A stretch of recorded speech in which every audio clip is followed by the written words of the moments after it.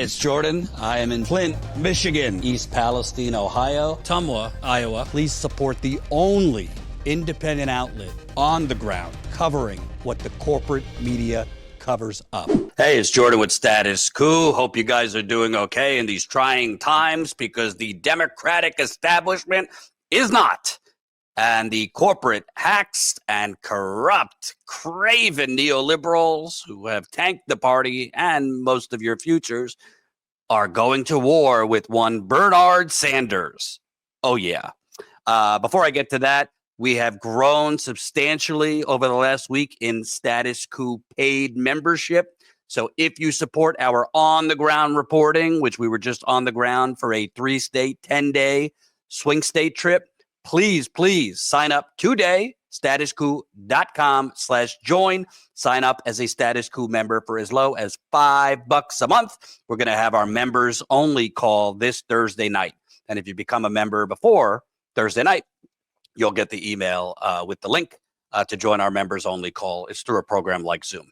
Okay, so Bernie came out hard right after the orange orangutan again beat the Democrats, basically saying the Democratic Party abandoned the working class. So it's no surprise that the working class has abandoned the Democratic Party. Well, the corrupt hacks running the Democratic Party, not so happy with that. This is DNC Chair Jamie Harrison, who is very likely on his way out. He was not happy with this, said, "This is straight up BS. Biden was the most pro-worker president of my lifetime, saved union pensions, created millions of good-paying jobs, and even marched in a picket line." Oh, he marched in a picket line. "And some of MVP's plans would have fundamentally transformed the quality of life and closed the racial wealth gap for working people across the country. From the child tax credits to $25,000 for a down payment for a house to Medicare covering the cost of senior health care in their homes. There's a lot of post-election takes, and this one ain't a good one." Well, first of all, if you don't know, let's just tell you who Jamie Harrison was before DNC chair. A lobbyist for every corrupt capital corporatist vulture out there, including Bank of America, Berkshire Hathaway, which is Warren Buffett, Boeing, BP, John Podesta's group, General Motors, Google. You seeing a pattern here? Merck, Lockheed Martin. So yeah, I don't know if this is the guy, a lobbyist for Wall Street, the defense contractors, that we should be necessarily listening to. But when he says, Biden was the most pro-union president, yeah, pretty damn pro-union, blocking that railroad strike, right? Pretty damn pro-union, blocking a railroad strike. He did do a lot for union pensions. We could give him credit for that, no doubt. But created millions of good-paying jobs? Really? Well, if he created millions of good-paying jobs, why did the Democrats just get their ass kicked? Because most of the jobs being created in America are not good-paying jobs. They're not good union jobs. They don't come with strong benefits. They come with increasingly high health care, et cetera, et cetera. And he didn't march at a picket line. He showed up for a photo op, which at the time I was on the picket line covering it. I said, yeah, let's not glorify Biden. Bravo that you showed up.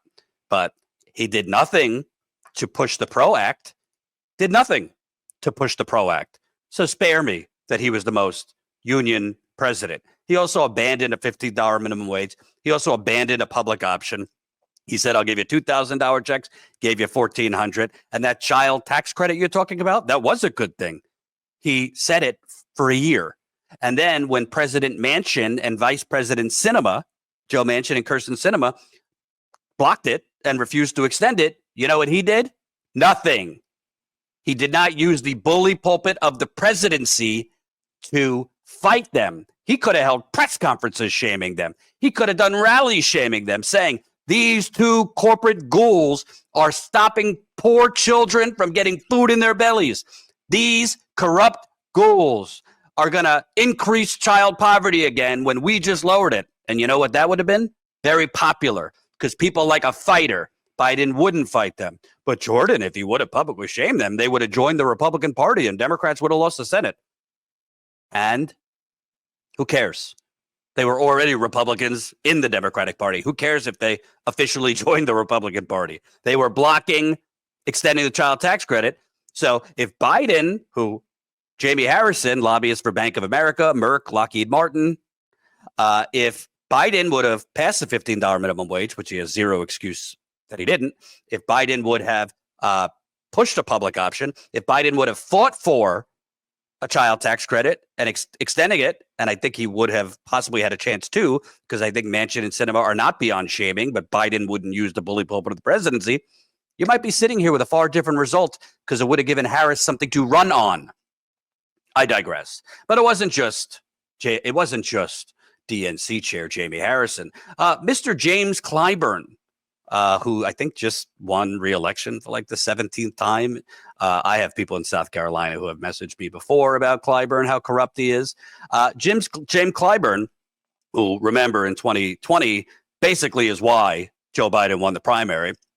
Clyburn stepped in and saved Biden by endorsing him right before the South Carolina primary.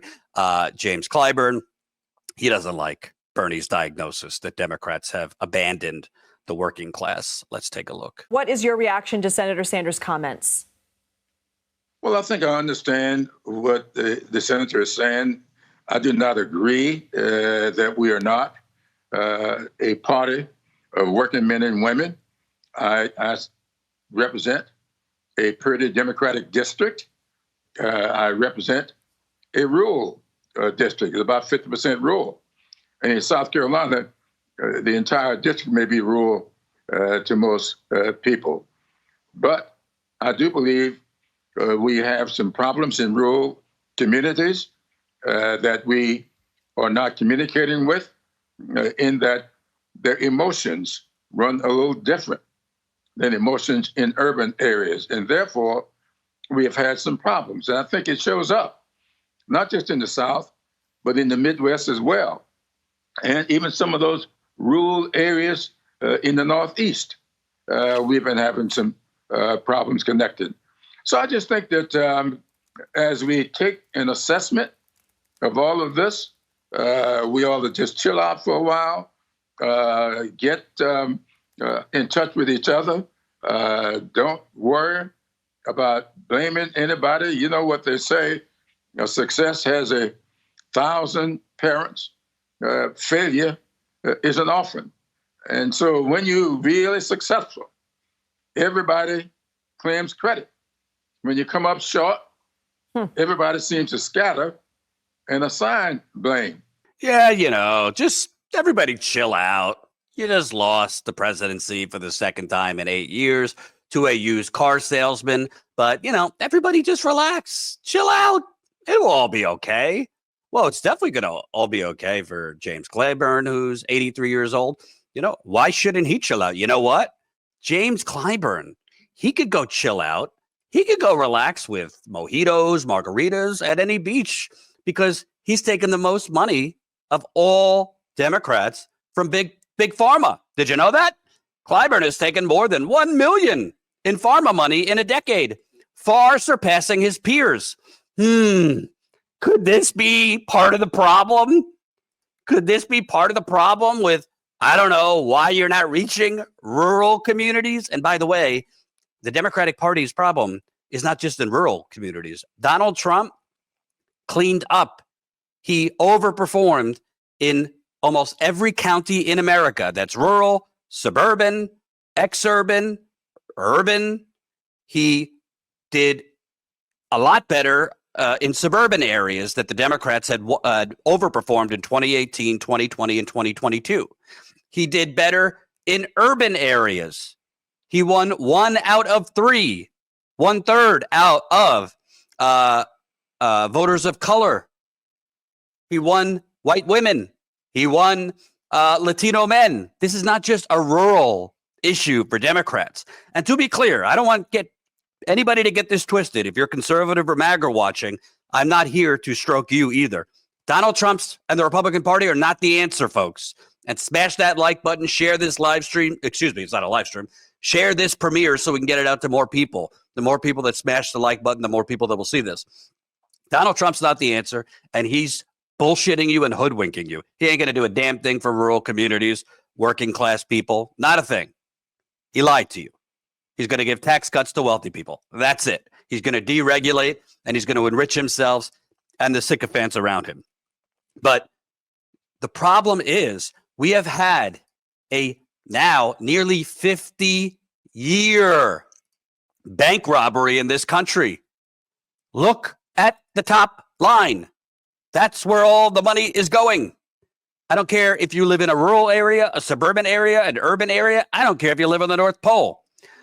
The actual economy, the lived economy, as Mike Barnacle said on Morning Joe last week, one of the few sane things I've heard on Morning Joe. He said the Democrats are thinking that the economy is good, but the economy based on GDP, stock market, unemployment is not the same thing as the lived economy. And the lived economy is working class people, blue collar workers are struggling.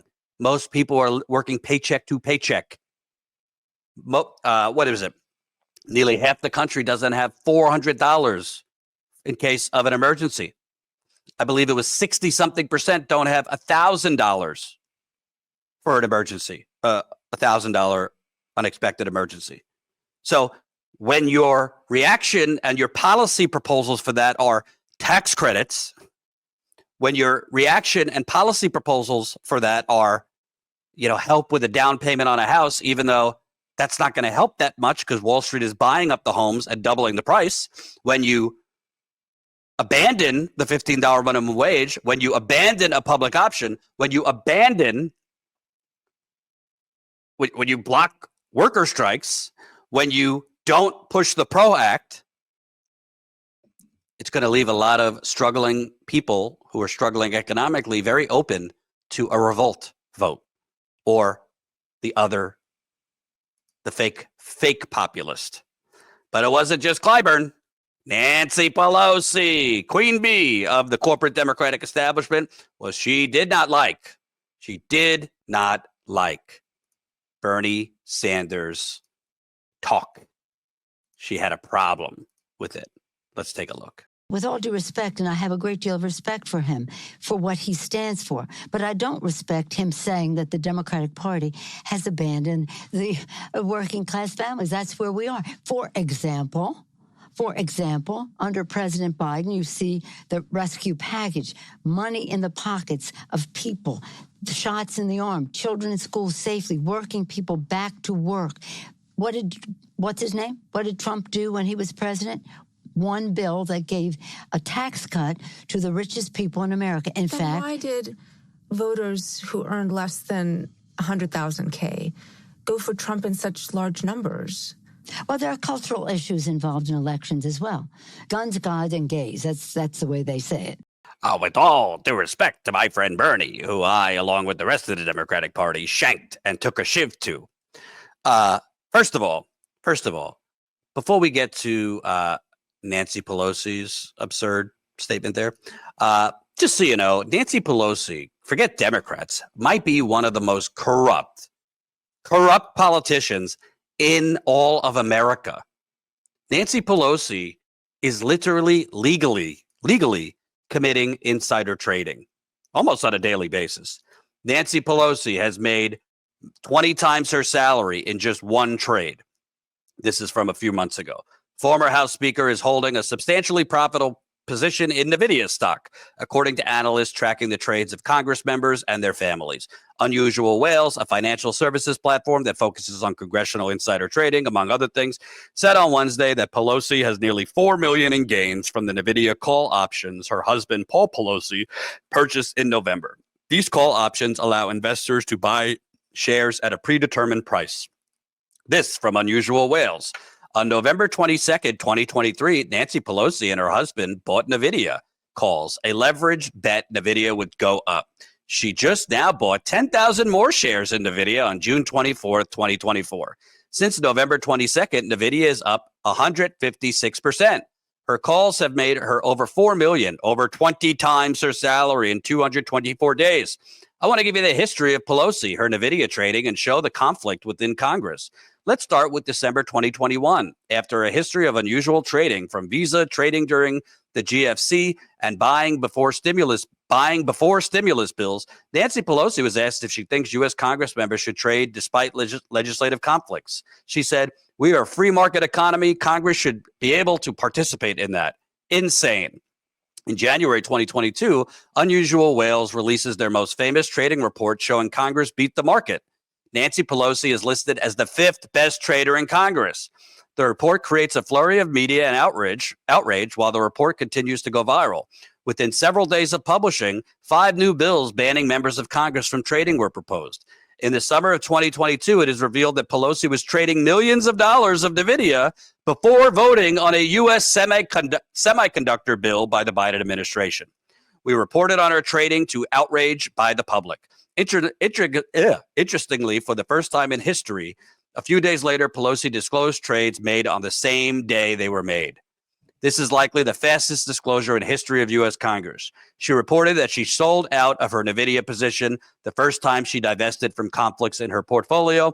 Despite taking 45 days for every other disclosure, she made this one instantly. Hilarious. 1 month later, Pelosi proposed alongside Congresswoman Lofgren her own congressional trading ban, a bill which was incredibly weak and filled with loopholes, and then Pelosi stopped trading. Well, until her NVIDIA leveraged bet. Right now, she's holding on to her calls and just bought more NVIDIA shares, i.e. Nancy Pelosi, who constantly says, "We do it for the children," is literally enriching herself with private information. She has all the intel. She gets information on the markets, what companies are going to do as a congresswoman, as the former speaker, and she makes trades, financial trades, and is enriching herself with millions of dollars because she's getting information before the rest of the American public, i.e. insider trading, but totally legal if it's her. Well, she said, well, with all due respect to Bernie, we do care about the working class. We did the COVID relief bill. We got shots in the arm, right? Shots in the arm. She mentioned a bunch of things that were done in Biden's first year. And to be clear, to her credit, she's right about one thing. Biden's approval rating was the highest right after the COVID relief bill. Why? Because they actually gave people struggling relief. The child tax credit was a good thing. I think we should go further than that, but it was something. Unemployment insurance, money for rental relief. There were other things in that bill that were positive, but they set it all to expire after a year. They set it all to expire after 1 year. And as I said before, Biden didn't fight Manchin and Sinema, who were blocking extending the child tax credit. So you're going to run on things that you did 3.5 years ago that people no longer feel?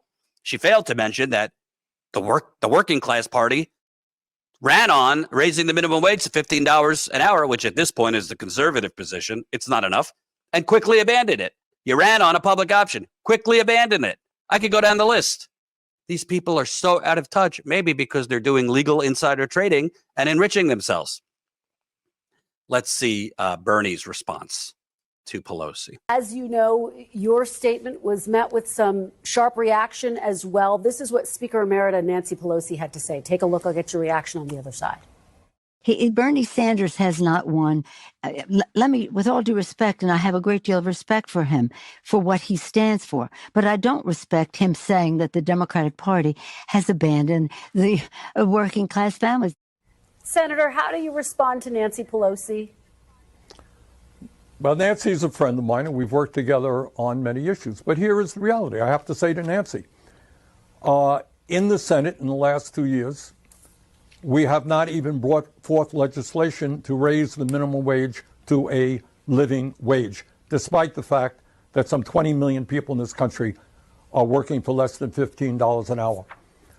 In America today, we have not brought, in the Senate, we have not brought to the floor the PRO Act to make it easier for workers to join unions. We're not talking about defined benefit pension plans so that our elderly can retire with security. We're not talking about lifting the cap on Social Security so that we can extend the solvency of Social Security and raise benefits. Bottom line, if you're an average working person out there, Do you really think that the Democratic Party is going to the mats, taking on powerful special interests and fighting for you? I think the overwhelming answer is no, and that is what has got to change. I wish Bernie wasn't palling around with his friend Joe, his good friend Joe. And here he says, she's a friend of mine.